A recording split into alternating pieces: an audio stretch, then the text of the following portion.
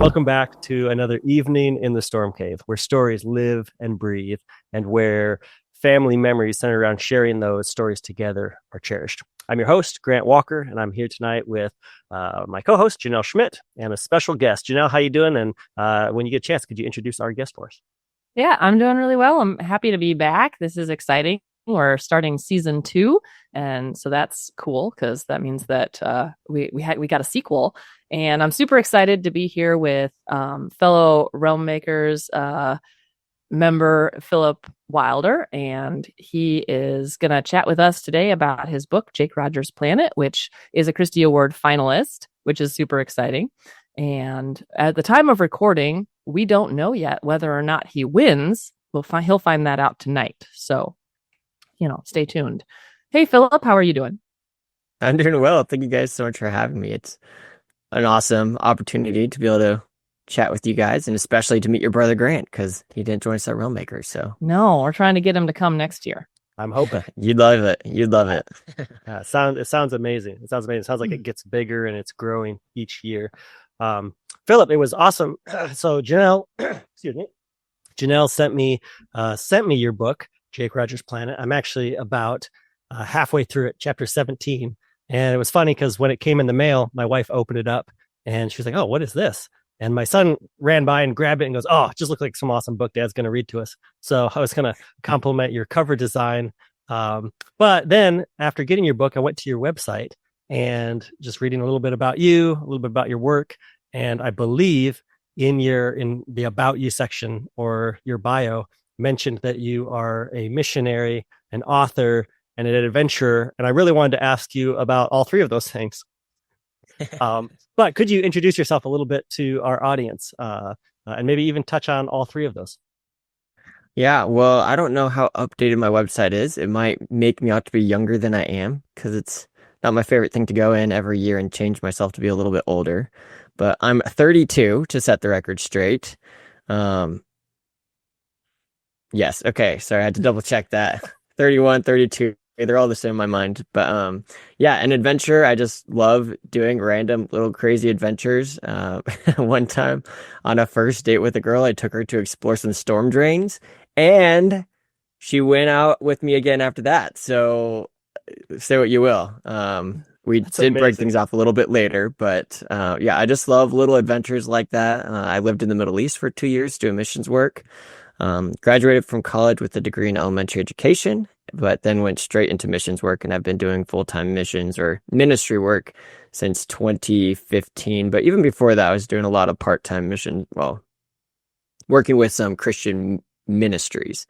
So it's just been built into who I am. Like, I've been doing Christian ministry almost as long as I've been writing, and it's just cool to see how God has developed both of those. And it's such a joy to be able to do what I get to do. And I mean, now it's really exciting to have this book out, because I've been writing for so long, and I finally now have a fiction book out in the world. And like what you said, Janelle, it's a finalist in the Christy Awards, which, I thought the Christy Awards was big, but then I Google searched it, because I was telling people, I was like, yeah, it's the biggest Christian fiction contest in the world. And I was like, I should fact check that, after I said that like 6 or 7 times. And so I fact checked it. I was like, what is the biggest Christian fiction contest in the world? I asked Google, because Google knows everything. And it said the Christy Awards. So, well, there you go. I'm sure there's still a level of debatability, but according to Google, it is, which means at least my claim is credible. Is it accurate? That's debatable, but it's credible. We're going to go with Fantastic. Yeah. So how does so do you have a publisher, or are you self-published? Yeah. Do you want me to tell you the full story? Sure. Yeah, absolutely. Absolutely. That's what we're here Because, yeah, ever since 2015, I've been trying to get traditionally published. And I've sent out numerous books to different publishers, doing all these different things. They suggest these edits, so I'd go and do these edits, and then I'd come back in, and then they'd say no, and it's like, oh my gosh, over and over and over and over. When it came to Jake Rogers' Planet, I sent it off to some publishers again, and as they were considering it, I was just praying about it, and praying about what I wanted to do with the story, how I wanted to promote it, and I started realizing, you know what, like, I know all the people I would want to hire for this book. Like if I were to do it myself, like what does a publisher really do for me? Like I had contacts in schools and churches and youth groups that like I could go and do a speaking tour with. Like I could promote this book pretty well myself and like hire all the people I needed to do it because at the time I had funds to do that. And so then I got word from the publisher that they rejected it. I submitted to this publisher like 14 times now, different books in various degrees of editing, but they rejected it. And for the first time, I felt relief that they rejected it. And I was like, that has to be a sign from God. Because every other time I was like, oh my gosh, they hate me. But this time was like, they rejected it, which means now I have the freedom to do what I think I need to do with this book. Mm-hmm. And so like I was even getting to, and I didn't really notice this until like they rejected it, but I was kind of getting to the point that I was like, even if they accepted it, I don't know if I would say yes to them because I know what publishers can do, but I also know the limitations of publishers. And so so I was like, this has to be God. God has to be speaking somehow through this. And so do you guys know Jim Rupert? Yes. Okay, he and I have talked several times, and he forwarded me his editor that he has from like big publishers, and he's like, "Yeah, you could reach out to her. Maybe she can do your editing." Is like, all right, like there you go. Like I know Kirk DuPont's, he did the cover, so that answers that question for you.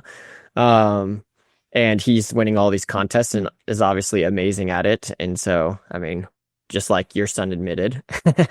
Yes. And so, I knew I could hire him, and then I got in contact with this editor who said that she could edit it, and then I was like, there we go. That's like all that I need. And I found some other line editors and proofreaders as well too, but I knew one thing I really wanted to do was have some pictures in the book, and publishers don't do that, but it was like, there's these crazy creatures in this book that like people need to be able to see. Like, for example, Jip, like this little funny animal companion, like readers need to be able to see Jip and just see how cute and spunky and funny he is, and just the other things happening that is like, I'll just have so much more freedom if I do this myself. And so I'm very glad I took this approach. And like, I realized the main reason why I wanted a traditional publisher was that validation of like, yeah, a publisher wanted me, like that's always so invigorating. And so that I realized that was the main reason why I wanted a publisher. I didn't really need a publisher for anything else. I just wanted that validation to be like, yeah, I got traditionally published, everybody. So obviously my book is worthwhile and is good.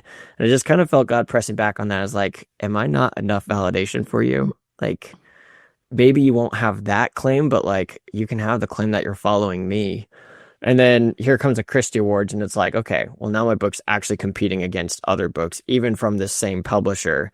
That, I mean, if I win, then I win. If I don't win, then like it's still finaled, it's still in the top 4, which is a crazy thing that still blows my mind. So it kind of feels like God's like reminder to me of like, you don't need validation from a publisher. Like you can trust me, because it's so tricky. Every author thinks that their book is amazing, and I had that thought running around in my head. Like, of course I think my book is like the best book in the world. Everyone thinks their book is the best book in the world because you're going to write the book that you want to read.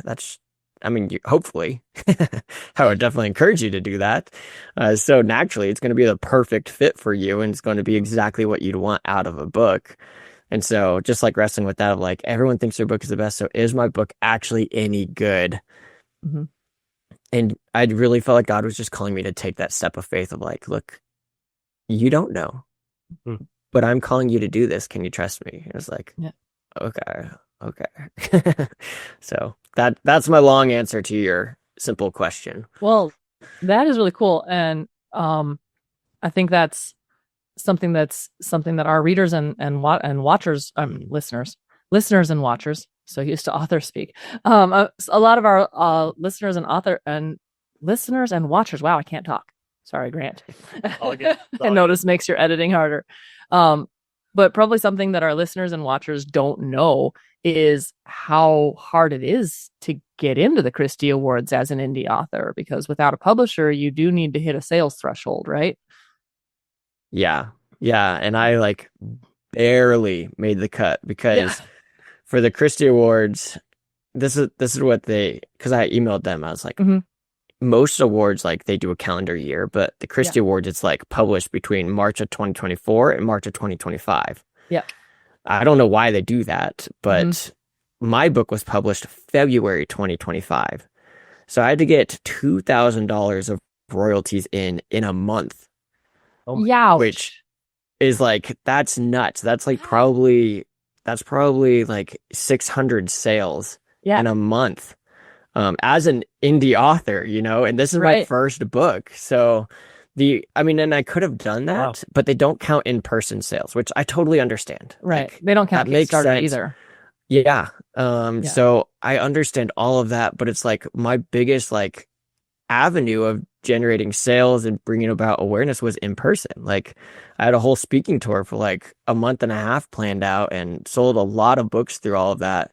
And my Kickstarter too, those are the my two biggest thrusts of this book, and they wouldn't count either one of those. And so oh my goodness. I was like, how? And so I asked them, like, how am I supposed to do this in a month? And they're like, well, just save this email away and present it to us next year, and we'll let you count for the next year's Christy Awards. Okay. I was like, okay, that's nice. I was like, but wait a second. Then I'm missing my whole launch month. Like, that's my biggest online sales month right there as well, too. Like, and so I talked with them. We worked some things out, and I can't necessarily say what they did, but they let me in. Yeah. And they didn't bend or break any rules. It just was a process of discussing things. And one of the things that really helped was my nonfiction book, Singles at Second Best. Yeah. Consistently every year generates $2,000 of like revenue. So that was one of the things that really helped. Was like, well, technically we only allow fiction, but like you do have this and like these other things that you're showing us. So like we can let that kind of count, because if you have a past book that's generated $2,000 of sales and you can prove that, then like it works. So anyways. Cool. Super cool. Yeah. I probably should be saying all this because I don't want anyone going up to the Christy Awards people being like, hey, well, Philip Wilder did this, so don't mention my name. But it was kind of crazy too, because after they gave me permission to enter into the contest, that's when I noticed the entry fee.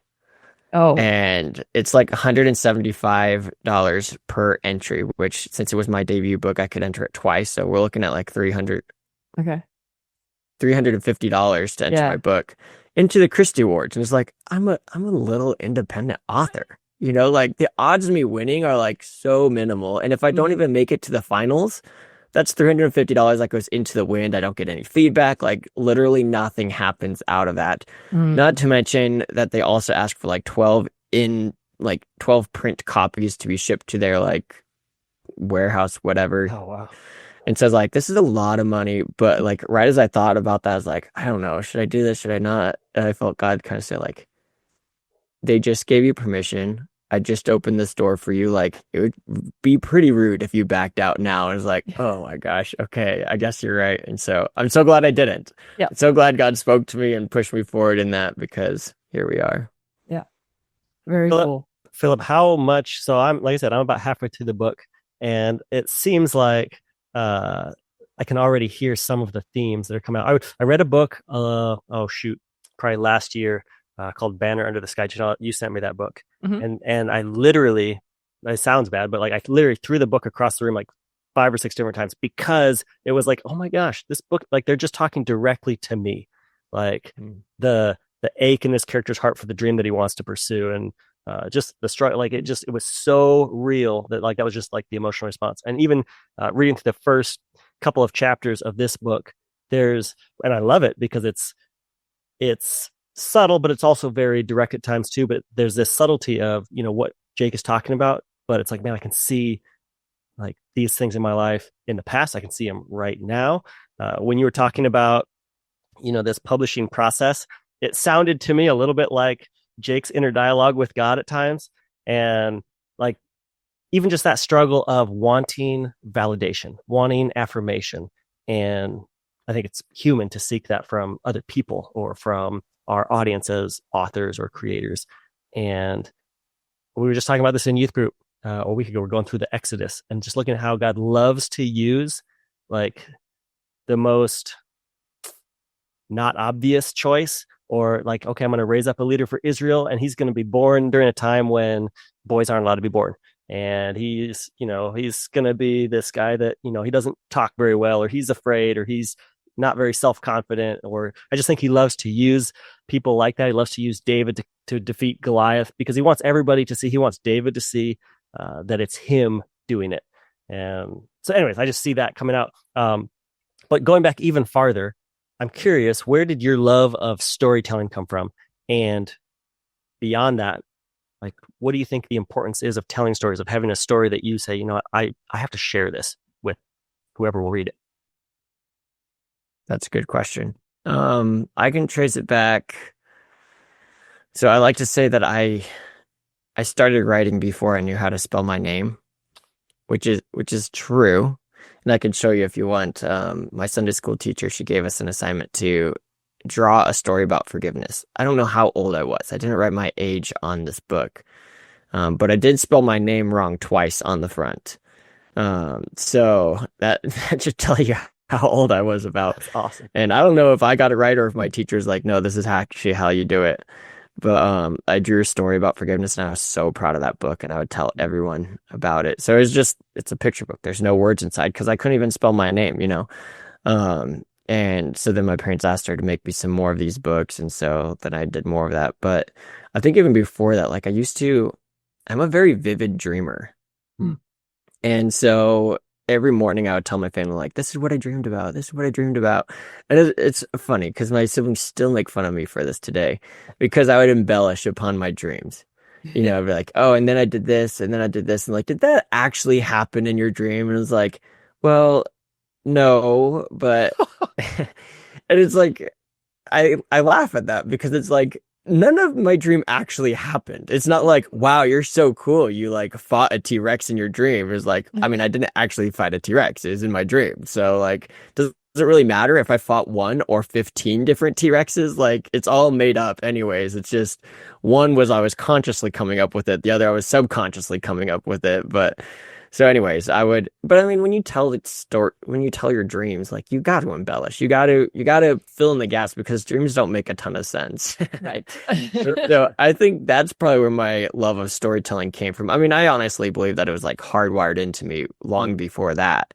Like, I believe God creates us and put things in our hearts that then we like slowly discover, I imagine us as being like a mountain. You don't know what sort of precious gems are buried deep inside that mountain. So we have to go on these journeys of self-discovery to like figure out like what is inside of myself. Like, what did God put within me? Like, how do I mine that and bring that out and like craft it and display it to the world in such a way that can bring God glory because of who he made each of us to be. And so that, I think that love of storytelling was just always there, and it just got expressed in a few different ways. And whether it be through drawing stories rather than writing them because I couldn't write at the time, or telling dreams, or just talking. Maybe I'm just an extroverted person, so I also make the joke that like I like to, when I'm not around anyone, I can still talk to people through writing. For sure. So what inspired Jake Rogers' Planet specifically? Yeah, that's a good question. Thank you. I was in the Middle East during my time there. It sounds like I was in prison. 12 years in Azkaban. Say during your time instead of during my time there. I mean, I was a real rebellious person. God had to whip me into shape. No, just kidding. So yes, serving my time in the Middle East, just to continue with that theme. I was really nervous God would call me to be there for like 20 years. And because I was single at the time, and I was like, God, I just don't know if I can do this, because my siblings, they were getting engaged, they were having kids. It's like, I don't want to be separated from that. Like, that's That sounds terrifying. Like, yeah, I can go back and visit like maybe once or twice a year, but maybe it'll end up becoming once every 3 years. Like, I don't know. Like, to be separated from the people I care most about for that long just sounds really, really hard. And I was just terrified that God might call me to do that. So one of the things that I love doing, this is what we as a ministry were actually kind of forced to do, like spend a whole day with God. And so what I would do for that day is I would walk across the city and go to a movie theater and watch a movie. And I'd listen to sermons and worship music on the way to the theater. And then like every single time God like really spoke and moved me through the movies that I would watch. But this one, it was The Martian. And I watched The Martian. And as I was watching The Martian, I realized like, you know what, like, this is a terrifying situation that this guy's in, being stranded on Mars, wondering if he's ever going to see another human again. Like, that's terrifying. But right as I had that thought, I felt like, and I was thinking about that. I was like, that's like way scarier than just being on the other side of the planet from like my family. You know, I could still go and see them. I'm still near other people. So like, that would be way scarier being this guy on Mars. But right as I like had that thought, I felt God say like, yes. And even if you were that person on Mars, stranded by yourself, wondering if you'll ever see another human again, like not knowing where you're going to get your next meal, like even then I would still call you not to be afraid because I'd be right there with you. I was like, oh my goodness, like that's insane. Like how could someone ever learn to not fear being on another planet by themselves, wondering if they'll ever see another human again? And as I thought about that, I was like, I have to write a book about this. And so the inspiration was The Martian, but then I started reshaping that a little bit because I really love the book Hatchet. Mhm. And so I was like, it would be really cool to like write a story, like basically make a hatchet on an alien planet. Like that sounds so fun. And so you can see those two inspirations all throughout this book, which is fun. Absolutely. I mean, so I've listened to the audio, because I got I met you at Realm Makers and you handed me a bookmark, and then I got home and I was looking for a new audiobook, and so I was looking through all of the different, business cards and bookmarks that I'd gotten from Realm Makers because I like to support Realmies and I prefer listening and reading indie books anyway. And yours was in audio, and so I was like, oh perfect, I need an audiobook because that's my wind down before bed routine. And did not put me to sleep as much as I was hoping it would be. Praise God. No, it's good. No, I always feel bad like when I'm talking to people about listening to their books, because I'm like, I do listen to audiobooks to put myself to sleep. That doesn't mean they're boring. It's just how I turn my brain off at night because I struggle with some insomnia. And so it like what I do is I set a timer. So hopefully I fall asleep before the timer, and then the next night okay, what did I miss? But I know it's somewhere in that 25-minute window. So it takes me a little bit longer to get through books, but I do very much enjoy listening to these audiobooks, and yours didn't put me to sleep the way I wanted it to. So, if you're looking for something to put yourself to sleep, don't listen to this one. But I really loved all of the themes. I felt like I was, it's this sci-fi because different planet and all these different creatures. And so a little bit fantastical, but also just very reminiscent of books that I grew up reading, like Hatchet. I read Hatchet, but I liked the movie better. It's kind of one of those weird ones. But like Call of the Wild and Wilderness Champion. And this is just a lot of different, like kind of survival-y, outdoorsy stories that I grew up with. So that was very cool. But loved the themes of being strong and courageous, and I love Jake's conversation that he has going with God the whole book, which reminds me a little bit of Mouse in Lady Hawk. Have you seen that? I don't think I have. Okay. Got to add that to your list. You got to add that to your list because it's one of my favorites. But there's this character who's a thief, and he just has this running commentary with God the whole movie and it's just so this reminded me of that, which is kind of fun. So anyway, I finished listening to it, and I was like, my kids would love this. So we have a 20-minute drive to choir every Thursday. So I started listening to that with them, and it's been really fun because my 11-year-old son, he is the most hooked. And I don't know if it's because he likes Jake or he likes all of the Minecraft references, to be perfectly honest, because he does love all the video game references. But yesterday, we were listening to, we got to the part where he's trying to get back to the portal the first time. He's like, oh yeah, I need to wait until the sun is at a certain level and then I'll go home. And so we're listening to that, and he's got a lot of commentary with God in that particular bit because everything in the world goes wrong. And we got to the end of the chapter and we're like, okay, we're almost to choir. So that's a good stopping point. And my 17-year-old daughter was like, the talking to God works. She goes, it does not interrupt the story because it gives him someone to talk to because he doesn't have anyone there. And I was like, yes, that's why it works, because there isn't anybody else for him to talk to, which is anyways kind of cool because she loves, delving into, story and analysis. And so that was kind of fun for her to pick that out. It's also just so real. It's, his reaction to hardship. He'll get deliverance, and then the next hard thing comes, and just like all of us, just immediately like, what are you doing, God? Right. And it's real and it's hard, but it's also funny. Like I even wrote some of them down because there's like the one quote of when the volcano, it says the ash, the wind was blowing it eastward, which pleasantly removed the threat of imminent death. Or like Jake hated walking in the sun, but he also hated dying more. So right. it's very, very fun and funny, but also very real. And and a lot of the survival part feels, very authentic. It's not, I was just talking with Janelle about the latest Jurassic Park movie. And there's a scene where they're going to climb and rappel down this wall. And it's obviously written by people who have never done any climbing in their lives. They're just throwing out jargon. And a lot of the scenes in your book feel very authentic. It feels like written by someone who has experienced this. Is that the case?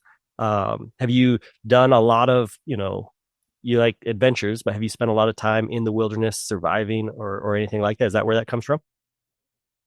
I wish I could do more of it. That's for sure. It's not super legal to do all the surviving things in the wilderness, like hunting an elk. That would be pretty sweet. For sure. I mean, you can hunt an elk, but it's a very different process than like, there's an elk, I'm going to shoot it, or hunt it down with like a bow and arrow. I don't know. But I mean, I've always dreamed of like surviving out in the wild. I'm an Eagle Scout, so I've spent a lot of time out camping and like doing little wilderness survival things. I've always loved shows like Man vs. Wild and what's the one with Bear Grylls? Survivor Man. Wait. Oh, yeah. No, I got this backwards. Bear Grylls is Man vs. Wild, and Survivor Man is with the other guy who's like actually out there by themselves. It's like, that's just so fun. So, I wish I could get more out into the wild and just like really experience that. I mean, I've gone and I've made shelters and I've slept in shelters, things like that. So I do to a small degree feel a bit like a poser with all that stuff. Because there are people who like are like deep into like bushcraft and stuff, and like they go out and like they'll survive for like a week or like 2 weeks and all that. And I'm not quite that extreme, though. However, to like balance out that view, I am somebody who actually goes and camps and spends time out in the wilderness. And like, I'm not just somebody who's lived in the city their whole lives, like trying to think about this, For sure. But yeah, so I'm glad it felt very real because I mean, it felt very real to me as well too. But I also had some friends. You haven't gotten to the chapter yet where I really had to lean on some of my hunting friends. I have gone hunting a little bit. I just can't really justify right now because I don't have a big freezer right now, so I can't really just go hunting. But growing up, me and my brothers, we were all homeschooled, and so we would go out into the backyard and light fires. We'd try and catch squirrels, and sometimes we succeeded. Oftentimes we failed. Squirrels are like, they're brilliant. I'm sure. So anyway, a squirrel situation. Yeah. So anyways, one time we did catch a squirrel, we cooked it up and we ate it, and everyone that I tell that story is like, "Oh my gosh, you didn't get rabies, did you?" And he's like, "What do you think? Like it's still here." So no, I didn't get rabies. Yes, I did. But I have a picture of me sitting over a little fire with like this tiny little squirrel on a stick that I'm like rotating over a fire, and like I knew rabies was a risk, and so I like super cooked that squirrel, and so it's mostly charred. So it tasted absolutely terrible, but no one got rabies, so That's There you amazing. go. That's amazing. But I'm glad you guys think, well, I think so too. I'm glad we can all agree that the conversation with God felt very real. I mean, Yep. Yeah. one of my non-Christian friends read the book and he's like, I like how like just authentic it feels. He's not like trying to like, he's like, it's just so casual how he talks to God. Yeah. And I mean, your daughter's right, Janelle, in that like, that's probably one of the reasons why it does work, and that he has no one else to talk to. Yeah. Which I never thought about. Yeah. In my perspective, it was just like, well, he needs to talk to someone, and it's a Christian book, so of course he's going to talk to God all the time, and I'm going to give him an animal friend to talk to as well too. Right. And in one of the original drafts, I had Jake being a YouTube survival videographer guy, and so I also had him talking to the camera a lot. It's just like, oh, here's 3 memes of him talking to people, basically. But then I cut out that whole YouTube thing and completely changed Jake around because he wasn't afraid enough. So, Yeah. Yeah. Well, and I think it kind of reflects too how not to give spoilers, but you could get to a point where you appreciate being by yourself, because it takes away that distraction of, well, something bad happened, so I'm going to run to my mom, or I'm going to run to my dad, or I'm going to run to my friends, or right. And like, he only has the one person to turn to, and he's constantly wondering why he has to go through all of this, obviously, but he only has one place to go. And that's very real too, because how many times when things that we don't like, when we face trials, we turn to everybody else first, right? And so that's also, I think, a good reminder reading it, like, oh yeah, when things are bad, even if I'm surrounded by people, I should still be turning to God first, which was a good reminder. But It's something we were just especially when you're in a place that you don't understand. yeah. Oh yeah. For sure. We were just talking about that in youth group recently. We have a lot of young kids, and in youth group, I'm sure it's normal in a lot of youth groups. You have different stages with the kids. You got the kids in the front row who are taking notes, and they can answer every question. You got the kids in the back row who they just want to have fun and are kind of goofing around, and you're not sure if anything is even trickling down to them. But it was interesting. I was even talking with my daughter about this. It's like, sometimes you can be the kid, and I've been there, where, in Sunday school your whole life and homeschooled, and then go to a Christian high school, and you can get all the answers right. All of the references, but do you have that personal relationship? And sometimes it takes those wilderness moments to really truly drive you to God, to where like, man, it's a relationship that I have with him, not just facts. And I was telling the kids that I think that's one of the things that is so important about stories. God could have given us a book of facts, and just like, if I meet somebody, or like if I'm having a conversation with you, Philip, and I'm like, well, let me tell you about myself. I'm 5'11", I've got brown hair and blue eyes, I'm 40 years old, I could just give you facts, but it wouldn't really tell you anything about you. But God gives us a story. Like, it's historical, it's history, but it's a story that draws so much out. And I was just saying that when you made that comment about taking a girl on a first date and exploring storm drains, like, that tells me so much more about you than a list of facts. And I think there's a beautiful part of stories. And I think stories are important. And I'm curious, as someone who is an author and a missionary and a follower of Christ, what do you think is the importance of telling stories? Like even beyond, like, I feel called to tell them. What's the purpose? What do you think stories are an important part of life as a believer? I don't think anyone should read fiction. Obviously, yes, I care about stories because I write them, and I want to be For sure. writing stories. Yeah, no, I mean, I'm glad you asked that question because I have so many thoughts about this. It's interesting, like the bulk of what people learned from Jesus came from stories. You know, Jesus was a fiction storyteller.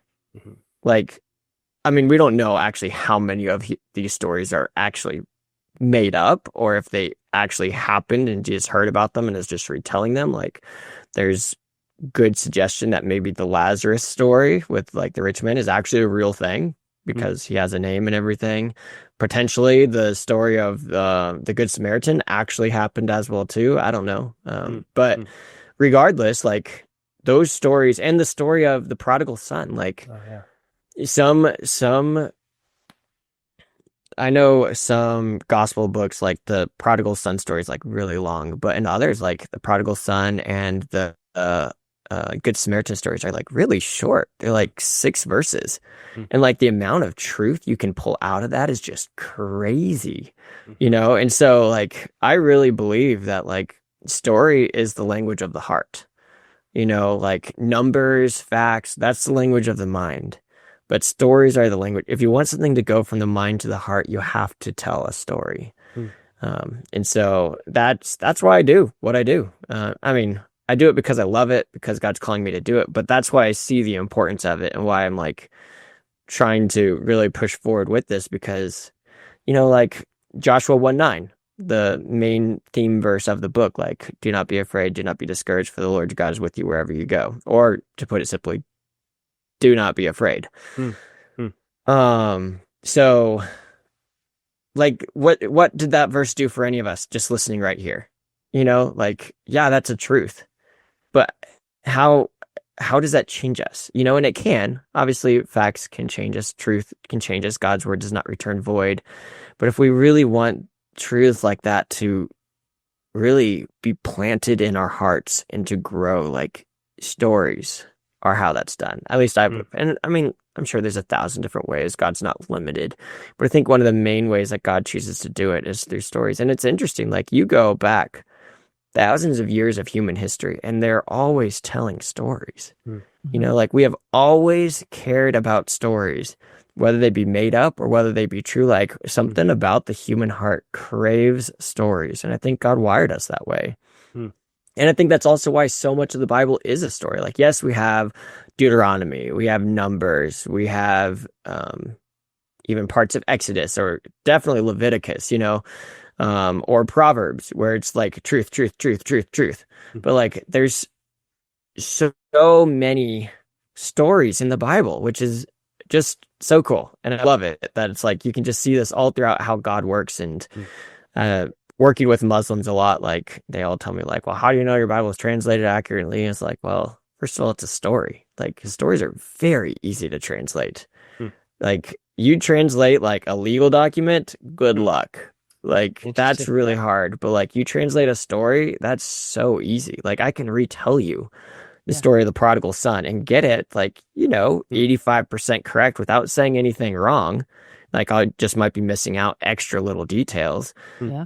Because it's a story, and that's just how we're wired to be, you know, just to share stories. Like you go and hang out with a friend, probably 80% of your conversation will be storytelling, which is, I mean, in various facets, but it's just, I love it. It's so unique how God works, so unique how he wired us. And it just seems so clear that like the Bible is God's true word. And because if God wants to reach people how he designed them, he's going to use stories. For sure. Yeah, I love that. So I have a kind of a weird question, but it's something that I've started realizing that as authors, as storytellers, as people who talk to a lot of people about our own stories, what is a question or something that you'd like to talk about that nobody ever asks? That's a good question. I know it's a hard question. Yeah. And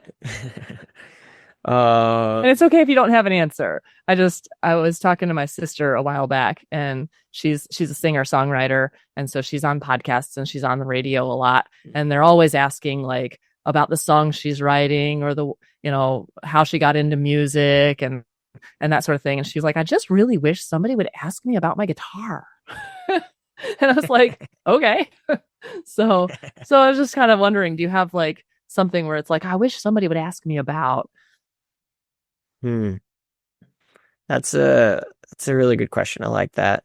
As an extrovert, I tend to talk about the things that I want to talk about. I mean, just even in this conversation, Fair. I've like spun like several of your questions into what I wanted to talk about in a sense. For sure. Perfect. For sure. So I feel like I do get to share a lot of what I want to talk about. But I think maybe one thing that doesn't get talked about enough with this book or just with writing in general is like, I really like the intimate element between the reader and the author. Mm-hmm. You know, like you go to a concert and like, yeah, you can see them and it's cool, but they're performing for a crowd. But the thing that I really like about books is like, it feels like the writer or the author is writing just for you so many times. Like you feel, and hopefully you don't even recognize the author at all because you're just in the story, but like you feel personally like involved in that story. And it's just like such a intimate kind of experience between you, the author, and these characters. Like it's like you're getting a personal tour of this world in a sense, which is always really fun. But I think the other thing, like I try to make this as like something that I talk about all the time because it's my pen name, like Wilder, Live Wilder. And it's kind of like maybe one of my bigger passions and like the main reason why I write. Like my mission statement for writing, like I write to encourage believers to take, I write to encourage believers into adventurous and Christ-filled lives through wild steps of faith. But my mission statement for writing, like what God's called me to do is to wake up the church, to reach the world for Christ. And I want to do that through speaking and writing fiction. And so one of the things that I've experienced is just like around the world, there are so many people who do not know Jesus and never will know Jesus unless somebody goes to them. You know, we kind of get we think we understand that, but by living in the US, we just don't get it because like there's several things working in our favor here in the US. Like let's say you were not born in a Christian family. You probably at least have one Christian friend, probably even one Christian family member. If you don't, you know, you've at least heard the name of Jesus. You know, you have probably seen like 400 churches in your life, you know, by the time you're 18. You've probably seen the Bible. And even if you haven't seen a Bible or know where a single church is, like you can download the Bible app super easily. You know, like the gospel is at your fingertips 24/7 thanks to phones. But there are people out in the world that they spent every single dime they came across, every single minute that they had available to them, searching for the truth. They would never meet a single Christian. They would never hear about the Bible or about Christianity. They'd never see a church. They'd never see a Bible. They would never hear about Jesus if they dedicated their entire lives to learning about it. Which that was one of the things that like really challenged me to go out and do missions work. But Hudson Taylor, he tells a story about this guy who came to know Christ through one of his like evening Bible studies. And afterwards, this guy's talking to Hudson. So Hudson Taylor, he served in China. And this guy came up to Hudson Taylor and he's like, hey, this is like back in like the 1800s. He's like, how long have your people in England had this message for? Like this message of the gospel. And Hudson Taylor's like, oh, I don't know. Maybe like at this time in the 1800s, he's like, maybe about 1,200 years or so, 1,200 years.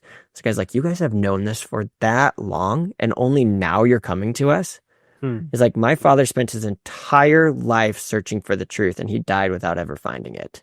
It's like, if you guys had come even just 30 years earlier, out of that 1,200 years, if you had come just 30 years earlier, perhaps he would have found this truth and I would be with him and I would get the opportunity to look forward to being with him in heaven. And I just don't think people here in the US quite recognize like what's at stake, you know? And like the other fact too is like going and doing missions work has never been easier. Hudson Taylor jumped on a boat. 4 months later was finally in China. You know? Yeah. He sends a letter, or William Carey, he sends a letter. He served in India. He sent a letter back to the churches that sent him in England. And 6 months later, he'd get a response to that letter. a letter. And like now you can literally video chat almost around the world. And I think thanks to Starlink, you actually can video chat anyone around the world with like perfect reception. Yeah. Like no matter where you are, you can see your family and friends. If you need to, you could get back home within a matter of 2 days. Like, and like, what is that? Maybe $2,000, like to get back home, like for a round trip ticket, probably. Like that's crazy.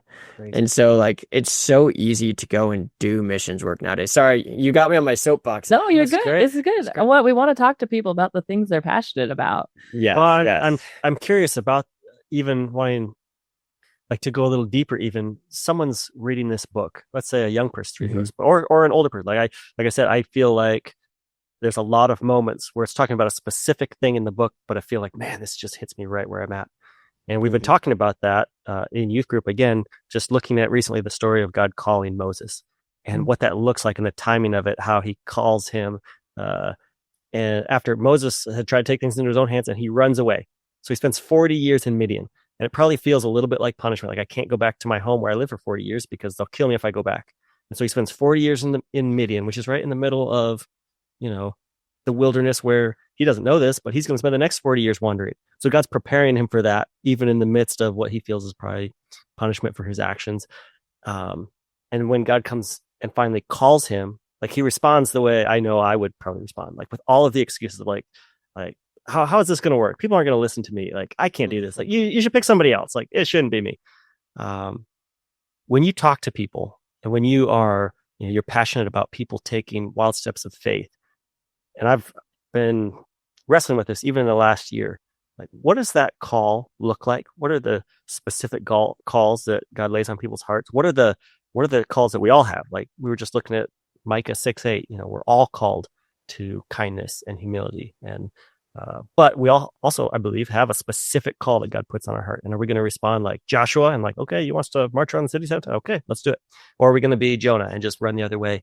What does that look like? And how can somebody read this book go like, man, I feel like God's calling me something else. And the world is pulling me in this direction of all the things that, I'm supposed to do, or that my parents or that my friends are doing. And it's easy, or we don't want to think about it because we're afraid that it might call us away from the life that we want. What does that call look like? And how do we know that's coming from God? And what do those wild steps of faith look like? Maybe in your life or in the lives of people that you talk to? Yeah, they're all awesome questions. Thank you. And that's super cool that you're seeing that in the book. That's really neat because, that's one of my hopes out of the book. It's hard to have just one hope for a book, but my hope is definitely to encourage people to at least start seeing things like that, to start asking those sort of questions. My very first book that I wrote, actually, Discovering God's Calling, Hey, kind of answers exactly that. Where do you buy this book? Because Amazon. It's a pretty short book. So the idea was like, I was getting a lot of people asking me questions about that. Like, how do you know what God's calling you to do? How do you like know this? How do you know that? Like, and so I was like, well, let me write a book about it. And so, anyways, yeah, and I learned a lot through writing this book. You always learn a lot through writing books. Is what I've discovered. But one of those things is exactly what you're saying. It's like we all have a general calling from God. And that general calling is to go and make disciples and to love God and love our neighbors with all of our heart, soul, and mind, and to love our neighbor as we love ourselves. So all those things are general callings that God's given everyone. And I think oftentimes people want to jump the gun. They're like, what is my calling, God? What do you want me to do? And we forget that God has this general calling for all of us. And so in this book, I actually compare it to kind of like the military, where it's like, when you enter into the military, like you got to learn generally how to fight. Got to learn generally like what you're supposed to do, like go and do this thing. And then as you're faithful in that, you'll get promoted. And eventually you'll get to the point where it's like you'll find your specific niche of like, this is how you can best serve your country in this war by doing this particular thing. Like, oh, maybe it turns out you're a really good sniper. You should go do that. Or like, oh, actually, you're a really good helicopter pilot. You should do that. Or actually, no, you should be a medic. You're way better at that. Like, you're really good at like understanding the body. And I don't know medic stuff, so I can't talk on that. But And so, like, that's one of the things I talk about in is like, first we need to be faithful to God's general calling. And then as we're faithful, like, like what we were talking about earlier, like we'll discover who we are. We'll discover what we like doing.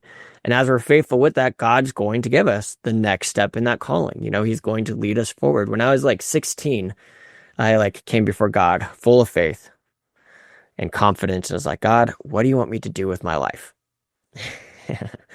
And I thought I was ready for his answer. I was like, I'll do it. Whatever you want me to do, God. Like, I'm here. Like, here I am. Send me, that whole Isaiah bit. And God's answer to me was like, just take the next step. And I was like, oh, that's not exciting. Like, just take, I was like, okay. He's like, but you know what the next step is. So take that. And I was like, okay, I'll take the next step. And so, and ultimately that was just sharing the gospel with kids. I worked with a ministry called CEF, or Child Evangelism Fellowship, and love what they do. And that's mostly what following God is. Take the next step, and if God gives you something specific, keep walking down that path.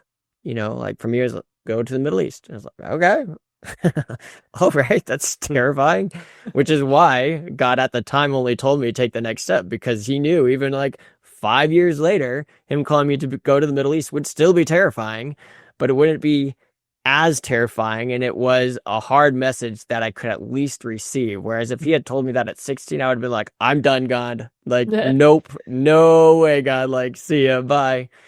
And so, I think it's very important that we step out in God's general calling and then slowly learn to figure out what his specific calling is for our lives. And so, this book, it talks about that. It talks about why it's important to follow him, how to discover our own unique gifts and talents, what we do while we're like waiting on God. Like, for example, in my instance, is like I felt called to write these books. Like that calling, that God gave me a pretty firm calling at the end of my time in the Middle East, like to go and write those books to wake up the American church. And that was in like 2017. And then it took 8 years later of like diligently writing and pursuing publishers to finally get Jake Rogers' Planet out there. And during that whole time, I was like, God, do you want something else from me? Like, what's going on? It just kept going back to like, I've called you to this. Have I changed my mind? No. So yes, it's hard. Like the only thing that's changed is your motivation and your discouragement factor. Like that's the only thing that's changed. I haven't.